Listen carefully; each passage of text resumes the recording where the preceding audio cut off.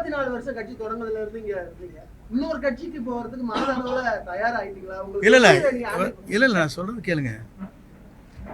ஒரு இயக்கத்திலே நான் பணியாற்றுவது முழுமையாக அந்த இயக்கத்தில் இருக்கும் வரை அடிக்கடி நல்லா ஜம்ப் பண்ணல பண்ணியிருக்கேண்ணா. தினம் ஒரு கட்சிக்கு போயிருக்கேண்ணா. நான் கூறேன், இன்னைக்கு வந்ததுக்கு காரணமே ஒரு புதியமான ஒரு மாற்றத்தை உருவாக்குவதற்கு ஒருவர் பயணத்தை மேற்கொண்டிருக்கிறார்கள்.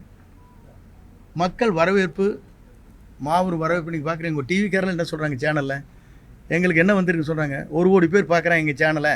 நாங்கள் அதனால தான் 10 சேனல் போட்டு இறங்குற இடத்துலையும் எடுக்கிறோம், நிற்கிற இடத்துலையும் எடுக்கிறோம், அங்கேயும் எடுக்க. நீங்கள் தானே சொல்கிறீங்க. எனக்கு சொன்ன ஒரு ஓனர் சொல்லியிருக்காரு, 4 ஓனர் கற்றுக்குறீங்களா இல்லையா?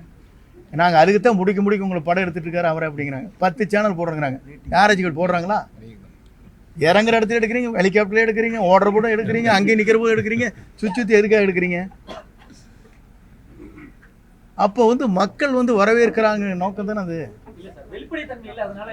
இல்லை வெளிப்படைத்தன்மை இல்லை. வேற இருங்க. வெளிப்படைத்தன்மை இல்லைன்னு சொன்னால் டெல்லி எடுத்துக்க வேண்டியதானே? டெல்லியில் வெளிப்படைத்தன்மையோட வந்தது காருக்குள்ள, அதெல்லாம் எடுத்து காட்ட வேண்டியதானே?